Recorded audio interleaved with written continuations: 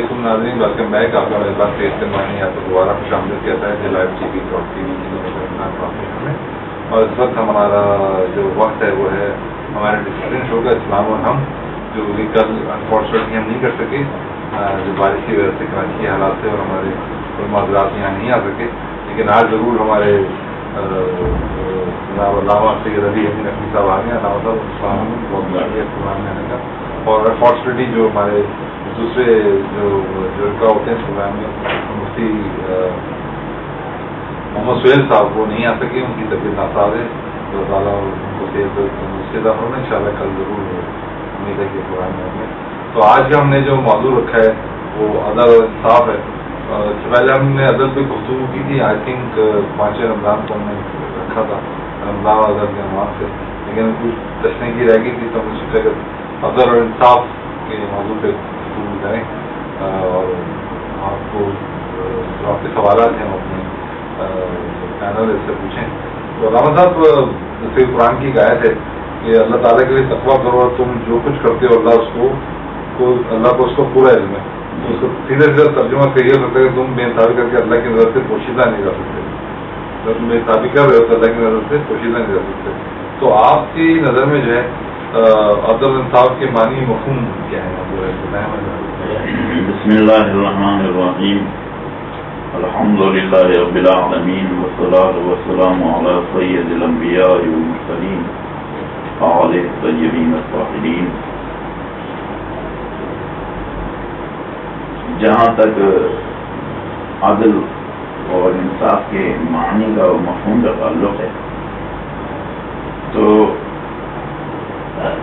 دیکھا جائے تو بات یہ ہے کہ عدل کے اپوزٹ ایک لفظ آتا ہے ظلم، اور ظلم کا مطلب یہ ہے کہ الغضاء شیء علی غیرہ، یعنی جس شے کا جو مقام ہے اس کو اس کے مقام سے ہٹا دینا، یہ ہے ظلم. جو شے جس مقام پر رکھی ہوئی ہے اور اس کی مناسبت سے رکھی ہوئی ہے اس کو اس مقام سے ہٹا دینے کا نام ہے ظلم. اور اسی شے کو اسی مناسبت سے جس مقام پر رکھا ہوا ہے اسی مقام پر قائم رکھنے کو اور رہنے کو اس کا نام ہے عدل. یعنی عدل کے دوسرے معنی میں مفہوم یہ ہے کہ ہمیشہ حقدار کو اس کا حق دلانے کی کوشش کرنا، حق اور انصاف کی بات کرنا، اور ظلم سے پرہیز کرنے کا نام جو ہے یہ عدل ہے. اس کے ایک معنی تو یہ ہے کہ اللہ تعالی عدل کو بے حد پسند کرتا ہے اگر دیکھا جائے، کیونکہ عدل کا مفہوم تقویٰ سے بڑا قریب. اور ایک بات یہ بھی ہمارے ذہن میں رہنی چاہیے کہ عدل وہ عظیم و شان صفت ہے کہ اس صفت کو اللہ تعالیٰ نے اپنے لیے پسند کیا. اس لیے ہمارے یہاں اصول دین جب علماء کرام نے مفسرین قرآن نے بتلائے تو اس میں دین کے اصول اور اس کے عقائد میں جو ہمارے 5 نظریات ہیں وہ توحید کے بعد عدل، یعنی توحید کے مفہوم کی عظمت کو اور اس کی شان و شوکت کو نہیں سمجھا جا سکتا جب تک کہ اللہ رب العزت کے لیے عدل کو ہم تسلیم نہ کریں. کیونکہ اللہ خالق کائنات ہے اور اس خالق کائنات نے انسانوں کے لیے کچھ فرائض مقرر کیے ہیں، کچھ حقوق کے ادا کرنے کا حکم دیا ہے، اور اس میں ناانصافی نہیں ہونی چاہیے، ظلم نہیں ہونا چاہیے. تو اللہ تعالیٰ چاہتا یہ ہے کہ انسانوں کو جو عدل کی بیس پر پرکھے اور جانچے. خود اللہ تعالیٰ عادل حقیقی ہے. اللہ نے اپنے لیے عدل کو کیوں پسند کیا، اپنے لیے صفت عدل کو کیوں رکھا، یہ ایک سوال ذہن میں آتا ہے. تو جہاں علماء کرام نے اس کا جواب دیا ہے وہ یہ ہے کہ اصل میں خلقت انسان کے بعد اب اللہ نے جب انسان کو اچھے اور برے عمل کرنے کا اختیار دے دیا تو اس پر جزا و سزا بھی مقرر کی. ایک مظلوم انسان ہے، ایک نیک انسان ہے، اس نیک انسان یا مظلوم انسان پر ایک ظالم شخص مسلط ہو گیا ہے اور وہ اس کے حقوق کو بھی پامال کر رہے ہیں مظلوم کے، اور اس کے اور حقوق پامال کرنے کے ساتھ ساتھ عزت نفس سے بھی کھیل رہا ہے، بہت ساری اور دیگر باتوں میں بھی وہ انوالو ہے. لیکن وہ ایک نیک اور مظلوم شخص جو ہے خوف خدا رکھتے ہوئے وہ ان تمام چیزوں سے اوائڈ کرتا ہے اور وہ جو محفوظ ہے. لیکن وہ ظالم مسلسل اس پر ظلم کیے جا رہے ہیں، تو اس ظلم کا بدلہ دنیا میں کون ہے جو اس کو دے گا؟ اگر کچھ عدالتیں مقرر ہیں تو وہ دے یا نہ دے وہ تو ان کے بیس پر مبنی ہے. لیکن اللہ جو عادل حقیقی اس نے کہا کہ میں نے جزا و سزا کا قانون نافذ کی ہے، اس بنا پر اچھے کو اس کی اچھائی کا بدلہ دوں گا اور برے کو اس کی برائی دوں گا. اس سے ایک ریکارڈ جو نہیں کرتا ہوئے کہ عدل کرنے کے لیے کن خصوصیات کا ہونا ضروری ہے اور اسلام میں عدل اور انصاف کی اہمیت کیا ہے؟ ہمارا ٹاپک ہے عدل اور انصاف. جی پہلے یہ بتائیے عدل کرنے کے لیے عادل بند ہے، یہ خصوصیت تو اللہ کی عدل ہونا، ایک انسان نے عدل کرنا ہے تو انسان کے لیے کن خصوصیات کی ضرورت ہے منیمم، اور اسلام میں عدل اور انصاف کی اہمیت ہے؟ پہلی بات تو یہ کہ انسان کے لیے عدل و انصاف کی جو اہمیت ہے اس کے بارے میں قرآن مجید نے کہا ہے کہ ان اللہ یأمر بالعدل والاحسان، اللہ تمہیں حکم یہ دیتا ہے کہ تم عدل کرو اور احسان کرو. یعنی عدل کا احسان سے بڑا گہرا تعلق. ایک اور مقام پر کہا اعدلوا هو اقرب للتقوى، اے مومنو، اے ایمان والو، تم عدل کرو، حق و انصاف کی بات کہو، اپنی زندگی میں اپنی جو سیرت ہے اس کو عدل کے مطابق ڈھالو. اعدلوا هو اقرب للتقوى، کیونکہ وہ تمہارا عدل کرنا جو ہے تقوی سے بہت قریب. یعنی یہاں پر دو چیزیں واضح ہو گئیں عدل کی اہمیت کے پیش نظر کہ اللہ تعالیٰ نے ایک تو احسان کو عدل کے ساتھ اٹیچ کیا، دوسرا تقوی کے ساتھ اس کو ربط کیا. تقوی بھی ہے اور احسان بھی ہے. احسان سے مراد یہ نہیں کہ کسی پر احسان کر کے، اردو معنوں میں کہہ رہا ہوں یا معاشرے کے لحاظ سے میں گفتگو کر رہا ہوں. احسان کا مطلب یہ نہیں کہ ہم نے تم پر احسان کیا اور وہ احسانات جتائے جاتے ہیں، جوتے کے نیچے رکھتے ہیں اور پھر اس کو مجمع کے سامنے اس کو ایک قسم کی تذلیل کی جاتی ہے. یہ احسان نہیں. احسان کا مطلب ہے نیکی. احسان کا مطلب ہے جو تقوی کا مطلب ہے وہی تقریباً احسان کا مطلب ہے. لیکن تقوی اور احسان میں ایک بنیادی فرق جو ہے وہ یہ ہے کہ تقوی جو ہے وہ اللہ تعالیٰ چاہتا ہے کہ انسان جو ہے کمال معراج پر پہنچے، انسان کی انسانیت جو ہے وہ اعلیٰ درجات پر آئے. اب انسان کی انسانیت اس وقت تک اعلیٰ درجات پر آ نہیں سکتی جب تک کہ دنیا کے جتنے بھی انسان ہیں اگر وہ انسان بحیثیت شکل و صورت کے حساب سے انسان تو ہیں لیکن نظری لحاظ سے، فکری لحاظ سے، عقیدے کے لحاظ سے، عملی لحاظ سے اگر وہ انسان نہیں ہے تو ان کا بظاہر شکل و صورت کے لحاظ سے اور ساخت کے لحاظ سے انسان ہونا بیکار. ایسے انسانوں کے لیے اللہ نے کہا ہم کل انعام بل ہم اضل سبیلا، ایسے ہی انسان اللہ نے بنائے جو کہ اپنے عمل کے اعتبار سے، اپنے فکر کے اعتبار سے، اپنے نظریے کے اعتبار سے کیا ہے کل انعام جانوروں کی مانند، ایسے بھی انسان ہیں جو جانوروں کی مانند، بل ہم اضل سبیلا، بلکہ جانور ان سے بہت بہتر ہیں، جانور ان سے بہت بہتر ہیں، ان سے بدترین بھی وہ نہج میں پہنچ گئے، جانوروں سے بھی بدتر۔ تو کہا ہے کہ انسان کو اللہ تعالیٰ نے یہ حکم دیا ہے کہ نیکی کرے، احسان کا مطلب، اور اسی لیے ایک اور موقع پر کہا ہر جزاء الاحسان الا الاحسان، کیا احسان کا بدلہ احسان کے علاوہ کچھ اور بھی ہو سکتا ہے؟ کیا مطلب نیکی کا بدلہ نیکی کے علاوہ کچھ اور بھی ہے؟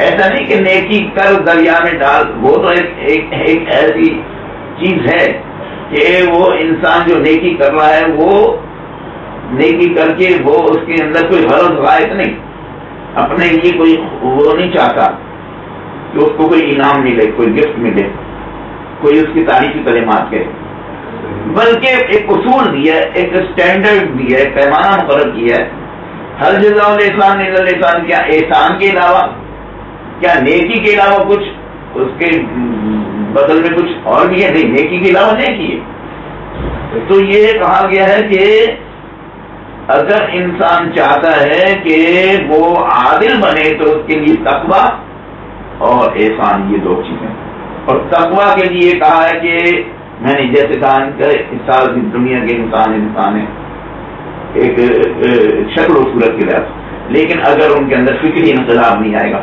یعنی جب تک وہ انبیاء و مرسلین آئے، انہوں نے دین کو پھیلایا، اور آخری نبی آئے، انہوں نے دین کو مکمل کیا اور توحید کا کلمہ بتلایا، تو جب تک ایسا انسان لا الہ الا اللہ محمد رسول اللہ نہیں کہتا تو وہ انسان پھر جو ہے دائرہ انسانیت سے خارج۔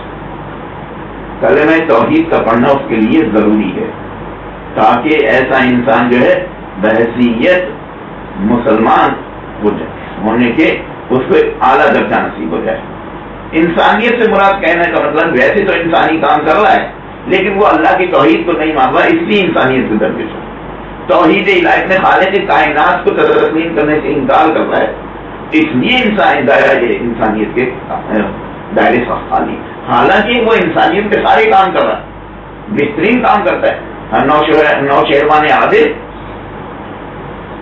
اس کا عدل مشہور تھا، بہترین کام کرتا تھا، فرق کیا تھا کہ وہ اسلام نہیں لایا، ایمان نہیں لایا،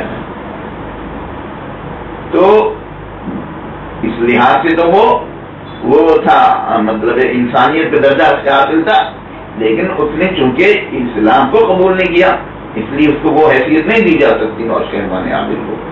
تو انسان کے لیے ضروری ہے، میں بات کو مختصر کرتا ہوں، انسان کے لیے ضروری ہے کہ وہ مسلمان بنے، مسلمان کے لیے ضروری ہے کہ وہ مومن بنے، مومن کے لیے ضروری ہے کہ وہ متقی بنے۔ یہ درجات اسٹیج ہیں، اسی لیے کہا ہے پہلے کرنا پڑے، پھر امپلیمنٹ کرے، ہاں، اور پھر اس پہ اور اپنی بہتری پلے کرے۔ اچھا، مسلمان ہونا ایسے یہ دیکھیں، مسلمان ہونے میں اور مومن ہونے میں یہ سمجھ لیجیے، عام طور پر ہم کہتے ہیں زمین آسمان کا فرق، زمین آسمان کا فرق بہت زیادہ ہے، دیکھتے ہیں، لیکن فرق بہت مسلمان اور مومن کے درمیان میں۔ مسلمان اسے کہتے ہیں جو کلمہ اسلام کو جاری کرتا ہے، اسلام کے نظریات کو تسلیم کرتا ہے اور زبانی طور پر اقرار کرتا ہے، وہ کلمہ توحید کا اقرار کرتا ہے اور اس کو مانتا ہے، نبوت کو مانتا ہے، اللہ کی توحید کو مانتا ہے، رسالت کو مانتا ہے، قیامت کو مانتا ہے، امامت کو مانتا ہے، ظاہری طور پر وہ مسلمان ہے، اسے کہتے ہیں اسلام لانا یا مسلمان ہو جانا۔ لیکن اب مومن کا مطلب ہے اسی چیز کو دل کی گہرائیوں سے تسلیم کرے، جو وہ زبانی طور پر اقرار کر رہا ہے، اس زبانی اقرار کو دل کی گہرائیوں میں لے جائے، اس کے ایکٹ میں بھی نظر آنا، دل کی گہرائیوں سے اس کی تصدیق ہو۔ اسی لیے مولا کائنات علی بن ابی طالب علیہ السلام سے کسی نے پوچھا تھا کہ اسلام کی تعریف کیا ہے اور ایمان کی تعریف کیا ہے، تو آپ نے فرمایا تھا الاسلام هو التسلیم، التسلیم هو الیقین، الیقین هو التصدیق، التصدیق هو العمل بالجوارح، یعنی اسلام تسلیم کرنے کا نام ہے، اپنے آپ کو سپورٹ کر دینا، ظاہری طور پر خالق کائنات کے سامنے، اپنے حاکم کے سامنے سر تسلیم خم کم دینا، اس کا نام ہے اسلام. یہ ہے زبانی طور پر. لیکن اس کے بعد ہے یقین کی منزل آتی ہے. تسلیم اور یقین، اسی تسلیمیت کو یقین کی منزل پہ لیا تب اس کو مومن کہتے ہیں. جو یقین سے توحید کو مانے، رسالت کو مانے، امامت کو مانے، قیامت کو مانے، عدل کو مانے، اسے مومن کہا جاتا ہے. اور اسی لیے قرآن نے کہا وَاعْبُدْ رَبَّكَ حَتَّىٰ يَأْتِيَكَ الْيَقِينُ. تو اپنے رب کی ایسی عبادت کر، ایسی عبادت کر، اتنی عبادت کر کہ تجھے اپنے اوپر یقین آ جائے. حتیٰ يَأْتِيَكَ، تجھے یقین کامل حاصل ہو. علامہ صاحب یہ بتائیے کہ اسلام سے پہلے عرب معاشرے میں کہیں آپ کو عدل نظر آتا تو عدل کی کوئی آپ مثال آپ کے ذہن میں؟ دیکھیے یہ سوال اتنا عجیب و غریب ہے کہ اسلام سے پہلے اگر معاشرے میں کوئی عدل تھی، معاشرے میں اگر عدل کا اگر ہوتا تو کوئی مسئلہ ہی نہیں تھا. تھوڑا بہت کوئی نہیں تھا. کیونکہ دیکھیے حضرت عیسیٰ علیہ السلام کے زمانے سے لے کر حضرت محمد مصطفیٰ کے زمانے تک تقریباً 550-600 سال کا عرصہ گزرا ہے. تو یہ 600 سال کا عرصہ ایام جاہلیت کہلاتا ہے. مطلب جو انجیل آخری کتاب آئی تھی لوگوں نے اس میں تحریف کر دی اور اس میں جو ہے وہ اپنے جو رسومات تھی اس میں داخل کر دی. رسومات میں داخل وہ عدل تو کیا وہ ادب کا تو کوئی کانسیپٹ ہی نہیں تھا. لیکن ہاں جو کچھ ایک ایسا ایک طبقہ ضرور رہا ہے، ایک چھوٹا سا گروپ. یہ سمجھ لیں 100 میں سے 5 افراد ایسے ضرور رہے ہوں گے جو کہ حقیقی معنوں میں مسلم بھی ہوں گے، مومن بھی ہوں گے. تو لہٰذا وہ عدل انصاف سے بھی کام لیتے ہوں گے. تو ایسا تو ہوگا. کہ بنیادی انسانی حقوق کا جو ہے وہ عدل سے بہت گہرا تعلق ہے. ہاں بڑا گہرا تعلق ہے. اب آپ نے بنیادی انسانی حقوق کی بات کی تو پہلے تو یہ ہیومن رائٹ کا بڑا دورہ بات کر رہا ہوں. تو وہ جو فنڈامنٹلی جو انسانی ہیومن رائٹس ہیں وہ تقریباً مفسرین قرآن نے کہا، علماء نے کہا 4 ہیں. اس کو ذرا غور سے دیکھنا چاہیے، سمجھنا چاہیے کہ وہ 4 کیا ہیں. ایک ہے بنیادی انسانی حقوق میں حق حیات، زندہ رہنے کا حق، جیو اور جینے دو.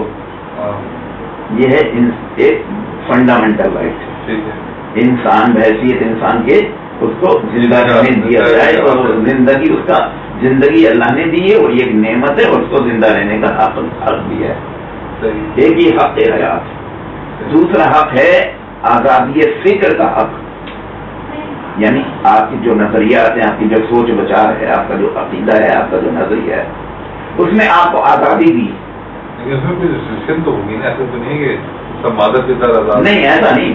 آزادی سے مراد یہ ہے کہ ایسی آزادی نہیں، مادر کی طرح آزاد نہیں ہے. ایک مطلب یہ کہ دائرہ انسانیت میں رہتے ہوئے جو انسان بحیثیت انسان ہونے کے اس کو آزادی حاصل ہے. اپنے پوائنٹ آف ویو پیش کریں، اپنا کام ہے. تو اس لحاظ سے پیش کریں دوسرے کا سنیں. ہاں وہ آزادی فکر، یعنی اس پر کسی قدر میں پابندی نہ ہو کہ تم یہ بات نہیں کہہ سکتے، تم یہ بات نہیں کرو گے، اس پر پابندی. آزادی فکر. اور ایک ہے آزادی عمل کا حق. آزادی عمل یعنی اچھا ہاں ایکشن ایکٹ، اچھا عمل کرنے کا حق، برا عمل کرنے کا حق. یہ اللہ نے اس کو دیا ہوا ہے. ایک تو جینے کا حق ہے پہلا حق. دوسرا حق ہے سوچنے کا حق. آزادی سے انسان اپنے بارے میں، دوسروں کے بارے میں اچھا برا سوچ سکتا ہے، یہ اس کی اپنی انڈیویجول بات. تو یہ سوچنے کا حق. تیسرا حق جو ہے وہ ہے عمل کرنے کا حق. فکر آزادی ہے اس کو عمل میں. اسی لیے قرآن نے بھی کہا ہے کہ من عمل صالحا فلنفسہ فمن اساء فعلیہا. جس نے وہ اچھا عمل کیا وہ اس نے اپنے نفس کی اصلاح کے لیے کیا، جس نے وہ برا عمل کیا وہ بھی اس نے اپنے نفس کے نقصان کے لیے کیا. یعنی یہ بھی بتا دیا کہ عمل 2 قسم کے ہیں. ایک اچھا عمل ہے، ایک برا عمل ہے. اچھے عمل کا فائدہ ہوگا، برے عمل کا نقصان ہوگا. تو یہ عمل کا ایک رد عمل بھی ہوگا، عمل کا ایک رد عمل بھی ہوگا، ایکشن کا ریئیکشن ہوتا ہے جیسے. تو اور چوتھا حق بھی ہے نظریہ مساوات پر قائم رہنے کا حق. تھوڑا سا مشکل ہے لفظ. مساوات، میرا اگلا سوال یہ تھا. مساوات کا نظریہ مساوات. اچھا اسی میں آ جائے گا وہ. یعنی یہ جو طبقاتی کشمکش ہے، رنگ و نسل و وطن، اس میں وہ امتیاز بڑھتا جاتا ہے. فلاں شخص فلاں زبان کا ہے، فلاں نسل کا ہے، فلاں وطن کا ہے. تو اگر وہ مطلب کہ ذرا ہلکے طبقے سے تعلق رکھتا ہے تو اس کو حقارت کی نظروں سے دیکھا جاتا ہے. وہی رنگ و نسل اور طبقے سے تعلق رکھنے والا اگر کوئی اچھے درجے پر ہے تو اس کو اچھی نظروں سے دیکھا جاتا ہے.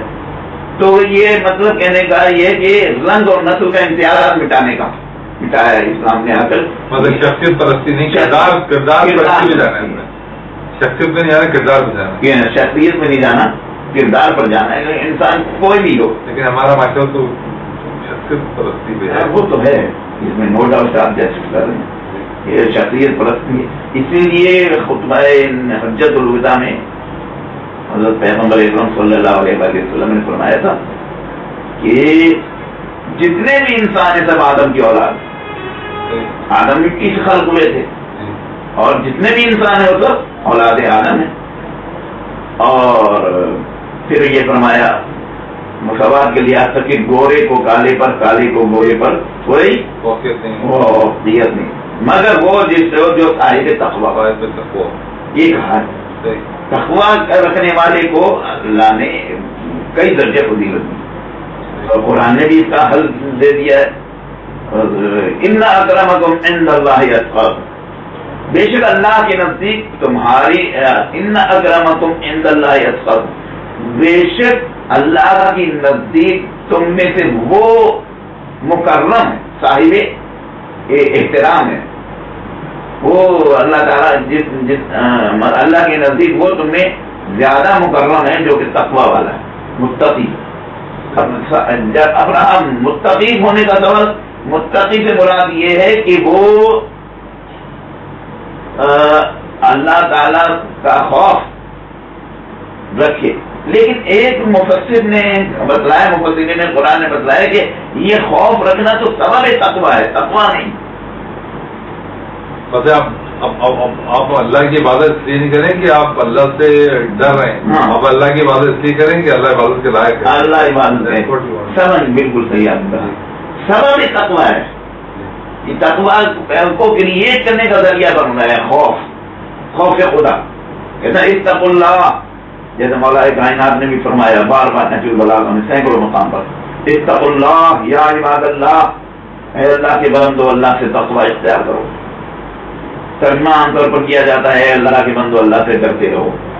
وہاں پر اللہ سے ڈرنے کا مطلب یہ ہے کہ اے اللہ کے بندو اپنے آپ کو گناہوں سے بھی بچاؤ، ظلم کرنے سے بھی بچاؤ، اور برائیوں سے بھی اپنے آپ کو بچاؤ. تقوی سے مراد ہے بچانا. یعنی ایک دفعہ میں نے شاید ابھی تقوی کی فضیلت میں ایک بات بھی آپ کے سنت میں پیش کی تھی، ناظرین کرام کے سامنے بھی یہ میں پیش کر رہا ہوں دوبارہ، کہ تقوی کی مثال ایسی ہے جیسے خاردار جھاڑی ہے، راستہ ہے، راستے میں سے ایک شخص گزر رہا ہے جو متقی چاہتا ہے، وہ دیکھ رہا ہے کہ یہ راستے میں جھاڑیاں ہیں، کانٹے ہیں، تو وہ اس کو ایسے کراس کرے کہ وہ اپنے دامن بھی اس کے نہ الجھنے پائے، اور خاردار جھاڑی کر کانٹے بھی نہ اس کے جسم میں لگے، اس کا نقصان بھی نہ ہو، دامن بھی بچا کے نکل لے جائے. اسے کہتے ہیں تقویٰ. زندگی کا سفر، اسے مطلب مصائب اور مصیبتوں سے کا مقابلہ کرتے ہوئے، فیس کرتے ہوئے، ظلم کا مقابلہ کرتے ہوئے، اور عدل کے نظام کو نافذ کرتے ہوئے، حقوق مسلمین کا خیال کرتے ہوئے، یہ کہتے ہیں تقویٰ. یہ بتائیے کہ ابھی تو آپ نے حجت الوداع کا ذکر کیا، اس کے علاوہ بھی پیغمبر اسلام نے بہت جگہوں پہ جو ہے عدل کے بارے میں ارشاد فرمایا بھی ہوگا، اور ضابط انہوں نے تو خود عدل کر کے دکھایا بھی. جی متعلق آپ کچھ ہمارے ناظرین.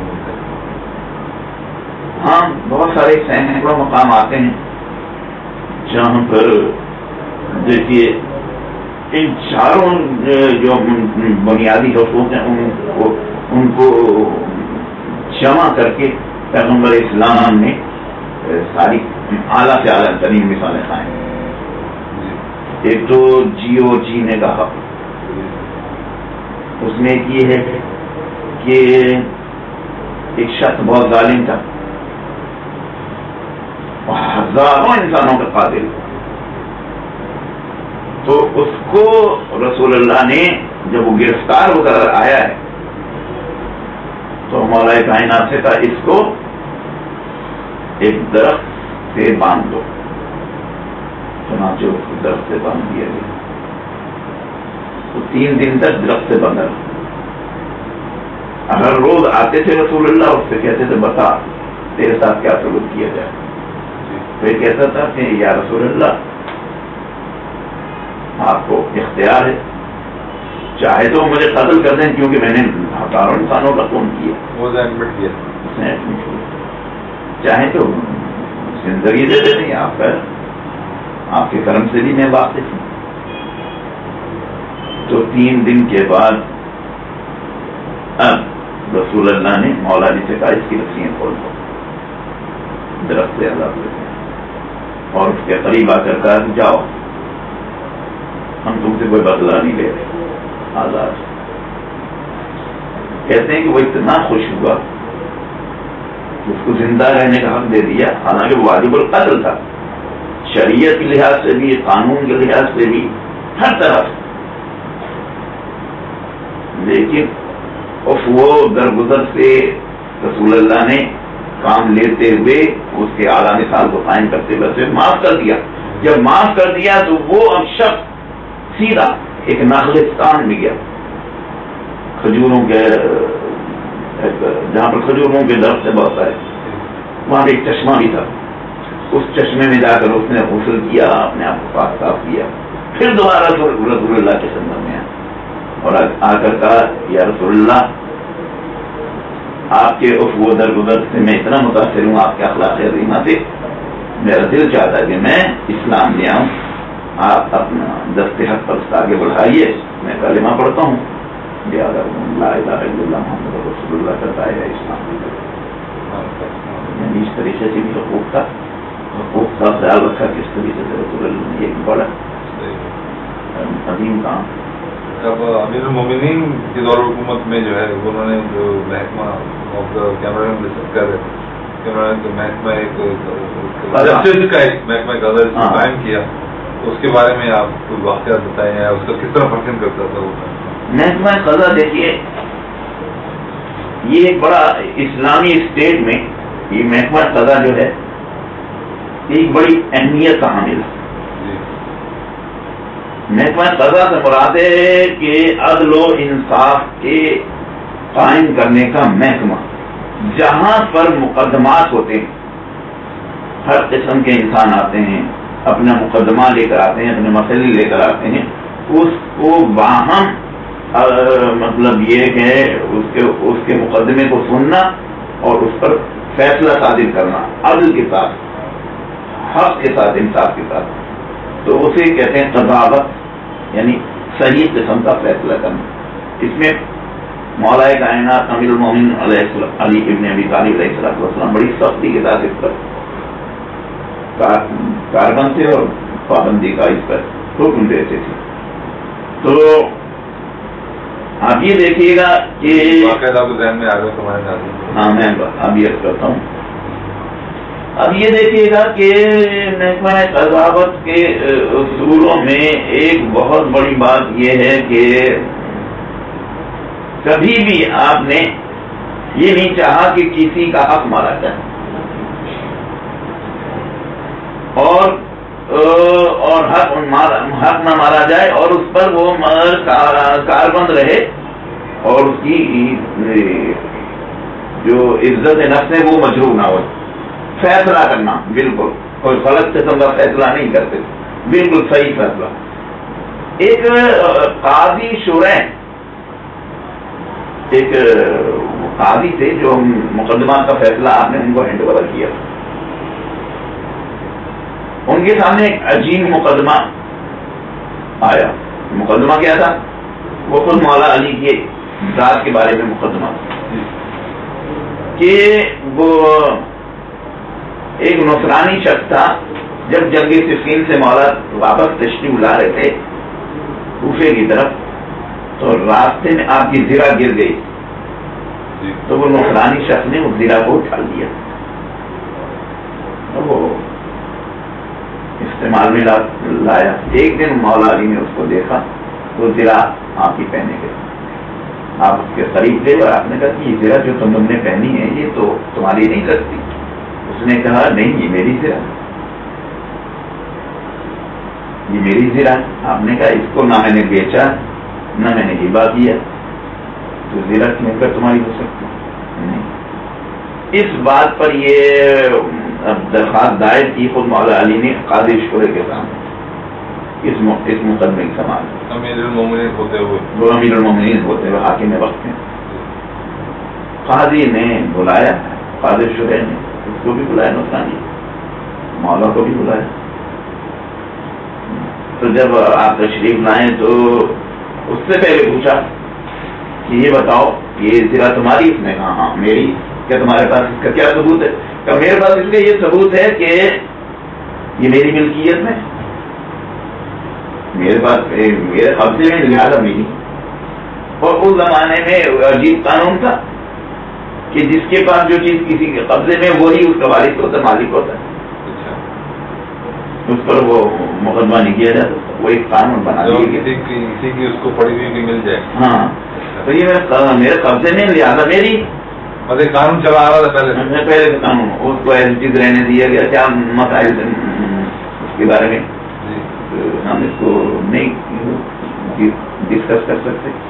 تو اب اس کے بعد مولا علی سے پوچھا قاضی شورے نے کہ اے امیر المومنین آپ بتلائیے آپ کے پاس کیا ثبوت ہے کہ زرہ آپ کی ہے؟ آپ نے فرمایا میرے پاس بس یہی ثبوت ہے کہ نہ میں نے اس زرہ کو بیچا ہے نہ اس میں ہبہ کیا. یعنی یہ بھی نہیں کہا کہ اتنا زرہ اس نے چوری کی تاکہ ان کی عزت نفس مجروح ہو، حالانکہ وہ مجرم ہے شخص. لیکن یہ جملے نہیں، ان کی فساد و بلاغت پر ہمارا سلام. مولا نے کہا نہ میں نے اس زرہ کو بیچا ہے اور نہ ہی میں نے اسے ہبہ کیا. تو اب قاضی شورے کہ ان کو تو یقین کامل حاصل تھا کہ مولا جو کہہ رہے ہیں بالکل برحق ہے، حقیقت میں مولا ہی کی زرہ ہے. لیکن مولا کے سامنے ہاتھ جوڑ کر عرض کرتا ہے حضور مگر فیصلہ آپ کے خلاف ہو رہا ہے. تو کوئی بات نہیں، فیصلہ یہ ہے کہ چونکہ اس کے قبضے میں یہ زرہ لہٰذا اس کی، تو فیصلہ اس کے حق میں دے دیا. جب اس کے فیصلہ اس کے حق میں دے دیا اب کمرہ عدالت سے باہر آئے. کمرہ عدالت سے جب باہر آئے تو اسی وقت نصرانی کو، حالانکہ وہ مقدمہ جیت گیا تھا، زرہ اس کی بن گئی تھی، لیکن اسے احساس ندامت ہوا. اسی احساس ندامت کے تحت پھر مولا کے چند قدم چل کے مولا کے پاس آیا اور آ کر کہتا ہے کہ یہ امیر المومنین میری غلطی ہے، یہ زرہ مجھے وہیں صفین کے راستے میں ملی تھی، یہ آپ ہی کی زرہ ہے، تو یہ آپ لے لیجیے، میں بہت شرمندہ ہوں آپ سے. تو اور پھر دوسری بات یہ ہے کہ آپ کے اخلاق سے اور آپ کی بلند ظرفی سے اور آپ کی بلند حوصلے سے مجھے اتنا آپ نے متاثر کیا کہ میں دل چاہتا ہے کہ کل میں اسلام کو اپنی زبان میں جاری کر لوں بحیثیت مسلمان ہونے کے. سب انسانوں کی بات نہیں کر رہا، کیونکہ ہم زیادہ تر یہ پاکستان ایک اسلامی اسٹیٹ ہے. اس اسلامی ریاست میں مسلمان الحمدللہ اکثریت رکھتے ہیں. اس کے باوجود جو ہے آپ یہ دیکھیے کہ عدل اور انصاف کا جو انتہائی فقدان ہے. عدل و انصاف تو اس وقت ہوتا ہے کرمانی صاحب کہ جب اس شخص کے دل میں جو صاحب عدل ہو اس کے دل میں خوف خدا ہو، احساس ذمہ داری ہو، حقوق مسلمین کا خیال ہو، اور وہ تمام غلط باتوں سے بھی پرہیز کرتا ہو، نہ جھوٹ بولتا ہو، نہ رشوت لیتا ہو، نہ بے ایمانی کرتا ہو، کردار کی پختگی ہو، خود بغرض نہ ہو، لالچی نہ ہو، تو یہ ساری باتیں نہ ہو، اسے کسی منصب کا لالچ نہ ہو، کسی عہدے کا لالچ نہ ہو، بس بے غرض ہو بالکل. تب تو وہ عدل کا تھوڑا بہت اس کے اندر اس کی رمق پائی جائے گی، ورنہ بہت مشکل ہے۔ آپ یہ دیکھیے کہ یہ بے شمار واقعات ہیں جو مطلب یہ آئینی عدالتیں بنی ہوئی ہیں، اس کے اندر بول رہے ہیں فوجداری عدالتیں، دیوانی مقدمات لڑے جا رہے ہیں۔ یہ عدالتیں تو اس لیے قائم کی گئی تھیں کہ مسلمانوں کے حقوق کا خیال رکھ کے ان کو ان کا صحیح حق دیا جائے، اور اس سے پھر یہ ہے کہ کسی پر کوئی ذرہ برابر ظلم نہ ہو۔ مگر ہوتا یہ ہے کہ عدالتوں کے چکر پہ چکر لگائے جاتے ہیں، پیشیاں بھگت رہا ہے، عدالتوں کا چکر لگا رہا ہے، پیشیاں بھگت رہا ہے، کورٹ کی فیسیں بھر رہا ہے، اور اس کے بعد رشوت کے طور پر رقم بھی دے رہا ہے کہ خدا کے لیے اس مقدمے کا حل ہو جائے ہمارا، تو کتنا اچھا ہے، یہ سب چیزیں کر رہا ہے۔ زیادہ کا مقدمہ ہے تو پوتے کو شان مل جائے فیصلہ۔ لیکن اگر اسلامی اسٹیٹ کے لحاظ سے اگر عدل و مساوات کا مظاہرہ کیا جاتا تو یہ ساری باتیں تکلیف نہیں۔ تو آج معاشرے میں آپ دوسرے شخص سے ملیں تو یہ رونا رہتا نظر آ رہا ہے، میرے ساتھ یہ ہو گیا، میرے ساتھ یہ ہو گیا، میرے ساتھ یہ ہو گیا، تو کیا وہ شخص خود شیشے میں اپنے آپ کو دکھتا ہے میں کہ میں خود صحیح کر رہا ہوں اس کے ساتھ؟ ہاں تو وہ ظاہر ہے کہ اس کو جب احساس ذمہ داری وہ اپنے لیے تو مانتا ہے، تو کیا وہ خود کر رہا ہے دوسروں کے ساتھ؟ خود نہیں کر رہا اپنے ساتھ، نہ وہ اپنے ساتھ عدل کر رہا ہے، جب اپنے ساتھ نہیں کرے گا دوسرے کے ساتھ کیا کرے گا؟ یہ تو ایک حقیقت ہے۔ پہلے یہ اسی لیے کہا بھی گیا ہے کہ وعلیکم نارا، ایک حدیث ہے کہ اپنے نفسوں کو بھی بچاؤ اور اپنے اہل و عیال کو بھی بچاؤ جہنم کی آگ۔ پہلے اپنے نفسوں کو بچاؤ، تو نہ انسان اپنے نفس میں غور کرتا ہے، فکر کرتا ہے، نہ عمل کی طرف آتا ہے، نہ تقویٰ کی طرف آتا ہے، تو ظاہر ہے تو کیسے؟ پر یہ ساری چیزیں اس وقت حاصل ہوتی ہیں جب کہ آپ کو قرآن شریف کی آیات پر تھوڑا سا غور کرتے، فکر کرتے، اور اتنی مطلب آپ یہ دیکھیے نظامی زندگی میں نمازیں ہو رہی، مسلسل روزے رکھے جا رہے ہیں، رمضان شریف میں مقدس مہینہ چل رہا ہے، تو معاشرے میں بہتری کیوں نہیں آ رہی؟ لاکھوں بتلا رہا ہوں آپ کی خدمت میں کر رہا ہوں، لاکھوں مسلمان جو ہیں روزے رکھ رہے ہیں پابندی کے ساتھ، نمازیں پڑھ رہے ہیں، قرآن پڑھ رہے ہیں، لیکن کیفیت ان کی نہیں بدل رہی، حالت وہی یہ وہی ہے۔ بات یہ ہے کہ وہ اپنے کو بدلنا ہی نہیں چاہتا، انسان مومن بننا ہی نہیں چاہتا، مسلمان ہی نہیں بننا چاہتا، تو کیسے وہ مسئلہ ہو؟ قرآن نے یہ بھی کہا ان اللہ لا یغیر ما بقوم حتی یغیروا ما بانفسہم، اللہ تعالیٰ کسی قوم کی اس وقت تک حالت نہیں بدلتا۔ اب مطلب مسلمان پہلے انسان ہی بننا نہیں چاہ رہا، انسان ہی نہیں بننا چاہ رہا، ایک بیسک انسانی ہے وہ بھی تو وہ کرے۔ بالکل، اللہ تعالیٰ کبھی اس قوم کی حالت کو نہیں بدلا کرتا جب تک کہ قوم خود اپنی حالت نہ بدلے۔ صحیح کہتے ہیں نا خود تو بدلتے نہیں، قرآن کو بدلتے ہیں، جیسے ایک شاعر کرتے ہیں خود بدلتے نہیں، قرآن کو بدلتے رہتے ہیں۔ ہوئے بھی ہیں کچھ ایسے فقیہان عرب۔ یہ بتائیے کہ پروردگار بے شک ہر چیز پہ قادر ہے، اس میں تو کوئی شک کی بات نہیں ہے، تو پھر وہ بندوں سے طلب کیوں کرتا ہے؟ وہ جو چاہے وہ دے دے خود ہی۔ سوال کو دوبارہ دہرائیے۔ پروردگار جو ہر چیز پہ قادر ہے تو بندوں سے طلب، مطلب اطاعت اور یہ چیزیں تو قرآن میں بندوں سے کیا طلب؟ بندوں سے کیوں طلب کرتا ہے؟ جی بات یہ کہ بندوں کو خلق کرنے کا ایک بنیادی مقصد، جتنی بھی مخلوقات کو اللہ نے خلق کیا صرف انسان ہی نہیں، حیوان ہیں، چرند ہیں، پرندے ہیں، درندے ہیں، زمین ہیں، آسمان ہیں، بے شعوری مخلوق ہیں، یہ سب جو بھی ہیں، یعنی انکانشیس میٹر ہیں، کانشیس جو میٹر ہیں، جو مطلب صاحب شعور مخلوق ہیں، لا شعور مخلوق ہیں، ان سب کو اللہ نے ایک مقصد کے تحت خلق کیا۔ وہ مقصد آپ جانتے ہیں، وما خلقت الجن والانس الا لیعبدون، اللہ نے فرمایا میں نے خلق نہیں کیا انسانوں کو اور جنوں کو مگر یہ کہ وہ میری عبادت کریں. تو مقصد حیات انسانی جو ہے وہ ہے عبادت، سب سے بڑا بنیادی مقصد، ورنہ اللہ پیدا ہی نہیں کرتا. حالانکہ عبادت کی اللہ کو کوئی ضرورت بھی نہیں، لیکن انسان ہی کی فلاح و بہبود کے لیے، انسان کی کامیابی کے لیے، معاشرے میں انقلاب لانے کے لیے، اسلامی معاشرے کو معراج دینے کے لیے، ترقی دینے کے لیے، اور یہ کہ ایک مسلمان جو ہے مطلب دوسری اقوام سے بلند رہیں، اقوام عالم پر ان کو فضیلت حاصل ہو جائے،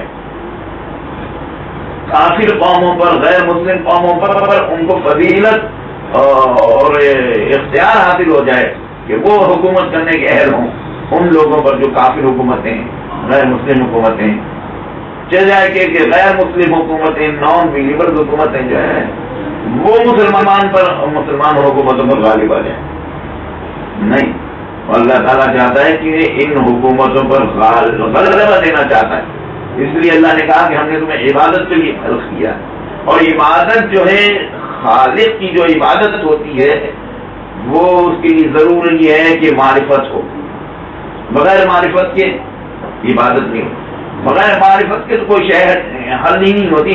آپ دیکھیے نا، انسان کو اللہ نے صاحب عقل بنایا، اب صاحب عقل جو ہے عقل سے کام نہیں لے گا تو کیسے وہ زندگی کے مقاصد کو حاصل کرے، کیسے وہ اشیاء پر کنٹرول حاصل کر سکتا ہے. صاحب عقل جو ہے وہ شہوت زیادہ غالب آ جاتی ہے. اس کا مطلب اللہ تعالیٰ نے جو میں سمجھوں انسان کو تفریح کیا دنیا میں، تفریح انسان کا مقصد تزکیہ نفس ہے. تزکیہ نفس ہے، پہلے معرفت نفس ہے جی. یعنی پہلے تو معرفت خالق ہے، یعنی خالق کو پہچانا ہے جس نے مجھے پیدا کیا ہے کہ وہ میرا خالق جو ہے وہ کس منزل اور کس عظمت کا مالک ہے. اس کے لیے ضروری ہے کہ انسان پہلے اپنی معرفت نفس کو ہی معرفت حاصل کرے.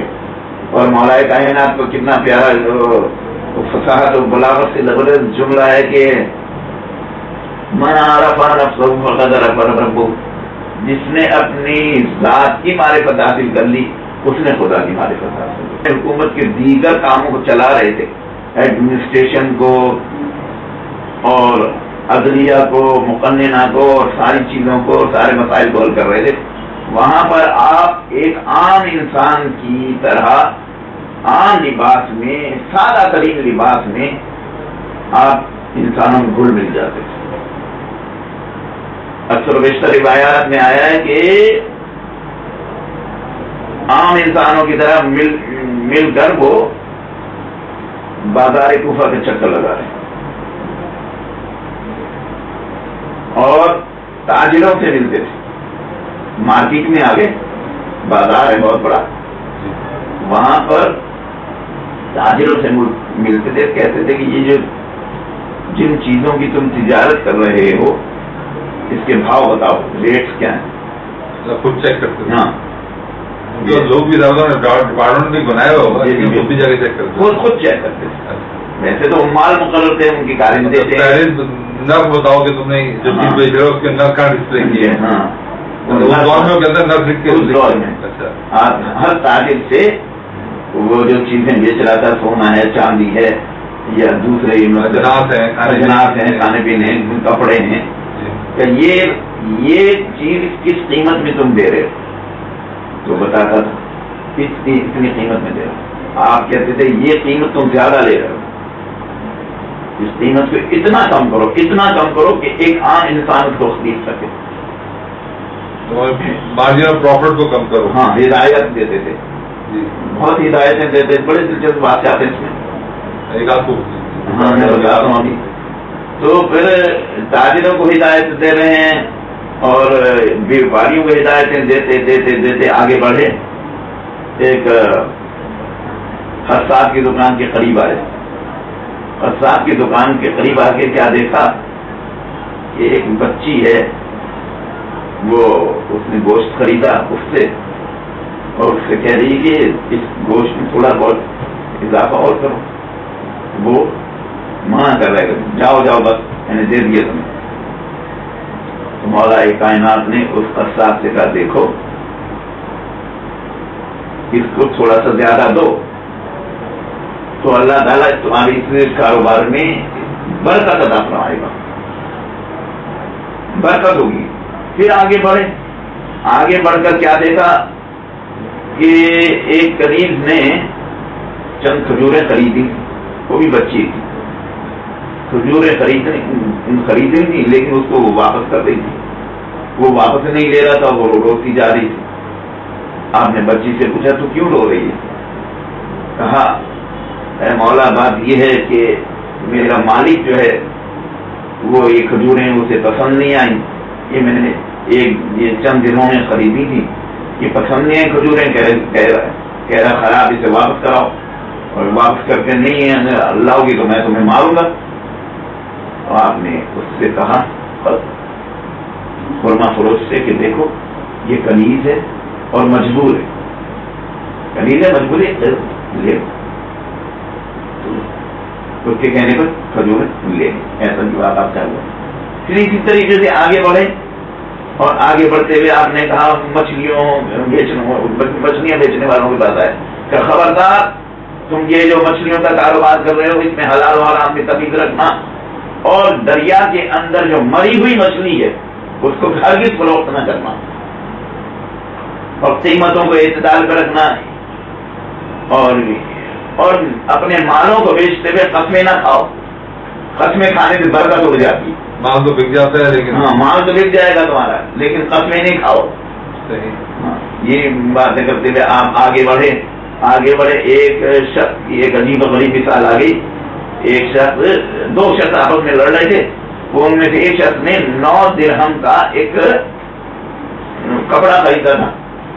اب وہ 9 درہم کا جو کپڑا خریدا تھا، اب اس کو جو سکے دیے تو وہ سکے نہیں لے رہا۔ اچھا، اس نے کہا بھائی یہ جو سکے کیوں نہیں لے رہے تم؟ اس نے کہا کہ میں سکہ اس لیے نہیں دے رہا کہ یہ سکے خراب ہیں، اور جب سکے خراب ہیں تو میں نے اس کو واپس کرنے چاہے، اس نے ایک میرے تھپڑ مار دیا، ایک تھپڑ میرے مار دیا۔ آپ نے کہا کہ تصدیق چاہیے کہ واقعی اس کے مارا یا نہیں مارا، ویسے تو ہم جانتے ہی تھے سارے حالات ہیں، تو پتہ چل گیا کہ اس کے تھپڑ مارا۔ آپ نے پہلے اس سے کہا کہ دیکھو اس کے 9 درہم جو اصلی 9 درہم کو اصلی سکے دے دیے، جب اصلی سکے دیے پھر جس کے تھپڑ مارا تھا اسی ہے۔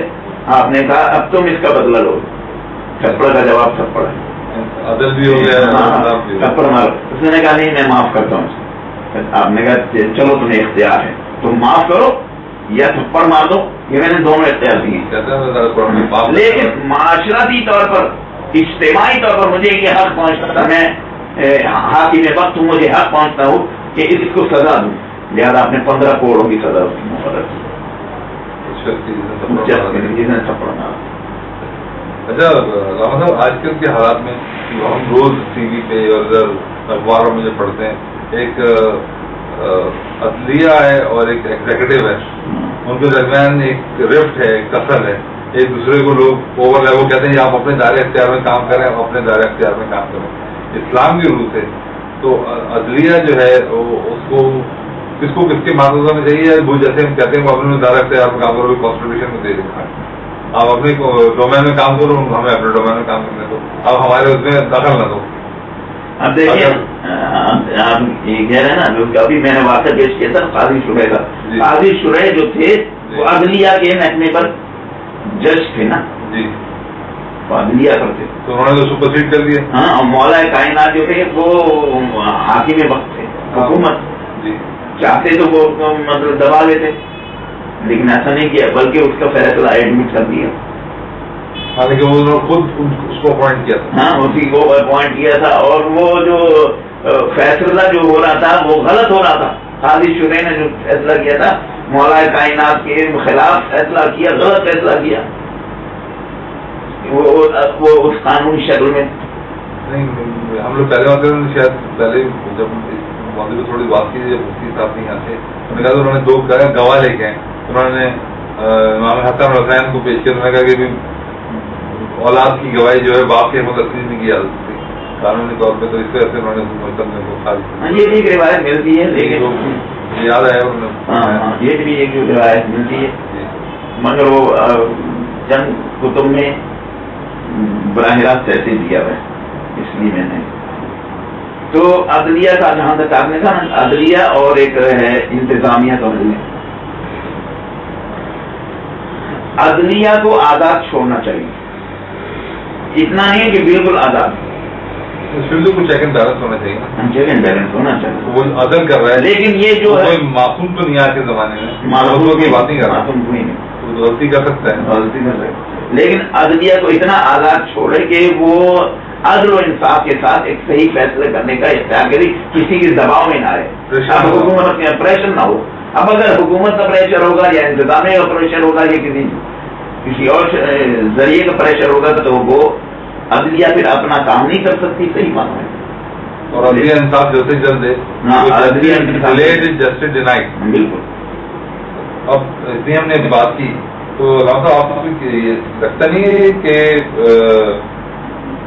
عدل جو ہے وہ اصل میں جو ہے وہ توحید ہے، اساس عدل جو ہے وہ توحید ہے؟ بالکل، نو ڈاؤٹ. توحید کی اساس عدل پر ہے. عدل ہے تو سب کچھ ہے. عدل سے مراد یہ کہ حقوق انسانی مجروح نہیں ہو، عزت نفس برقرار رہے، انسانیت بھی برقرار رہے اور دوسرے حقوق جو ہیں انسان کے وہ بھی پامال نہ ہو، ایک دوسرے کے ساتھ رواداری رہے، محبت رہے، اخوت رہے. یہ بہت ساری صفات ہیں. جب عدل ہوگا تو انسان کے اندر ایک دوسرے سے ہمدردی ہوگی. جب عدل ہوگا تو ہمدردی کے ساتھ وہ جو غریب شخص ہوگا اس کے ساتھ اور زیادہ ہمدردی ہوگی. جب عدل ہوگا تو سخاوت کا جذبہ بھی پیدا ہوگا. جب عدل ہوگا تو توکل کی ایک کیفیت پیدا ہوگی، اللہ پر توکل. جب عدل ہوگا تو ظلم سے پرہیز کرے گا. جب عدل ہوگا تو برائیوں سے دور رہے گا. جب عدل ہوگا تو امر بالمعروف کرے گا. جب عدل ہوگا تو نہی عن المنکر کرے گا. اور یہ ساری باتیں جب کرے گا تو پھر انسان تو بڑی جو ہے وہ عدل ہے. تو آپ کو کیا لگتا ہے کہ شجر عدل کیا ہے اور ثمر عدل کیا ہے؟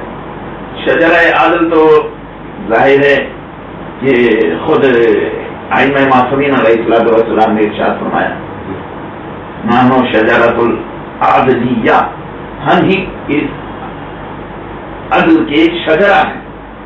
عدل و انصاف اور حقوق و انصاف کے علم بردار ہم ہی ہیں. ہماری ذریعے جو ہے انسانیت کو جو ہے احترام ملا، ہمارے ذریعے جو ہے اللہ کی عبادت پہچانی گئی، ہمارے ہی ذریعے جو ہے حقوق مسلمین کا خیال رکھا گیا. ہم ہی وہ ہیں جنہوں نے یہ اللہ کی توحید کی پہچان کرائی اور بہت ساری باتوں پر. اور عدل کا ثمر کب ملے گا؟ ان کا ثمر بھی تو عاقبت میں ملے گا. تو ایک مال کا سوال رہ گیا چاہ رہا تھا، کیا آپ کہہ رہے تھے؟ مال کا محاسبہ. جی جی بتائیے.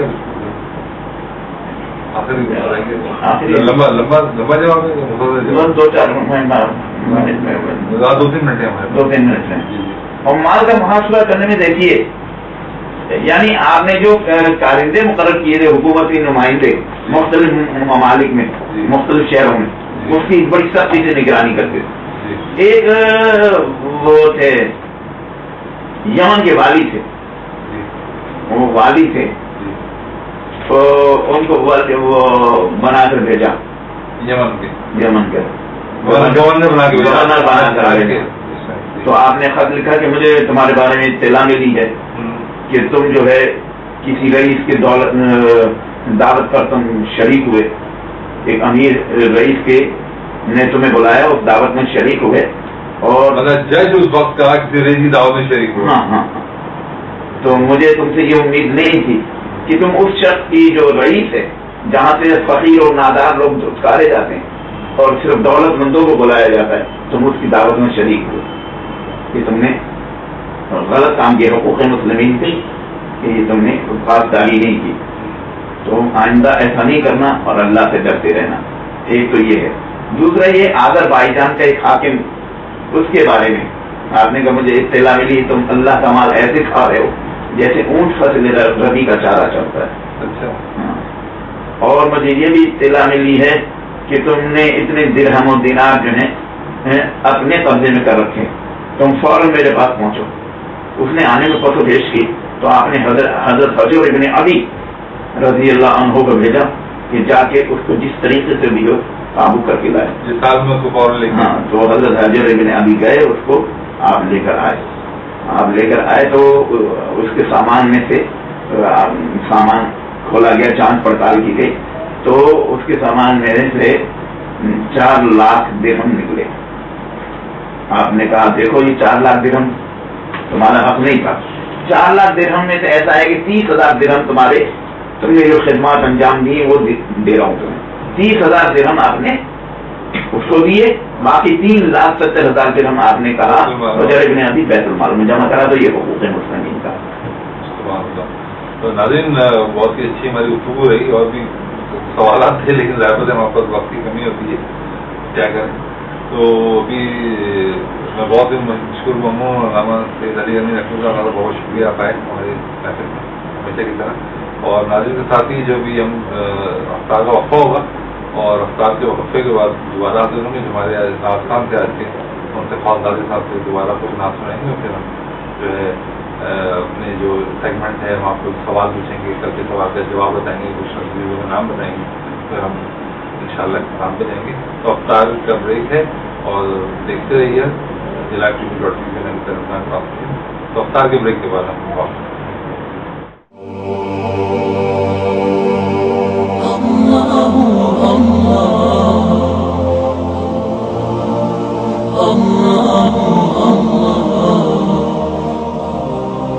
Allah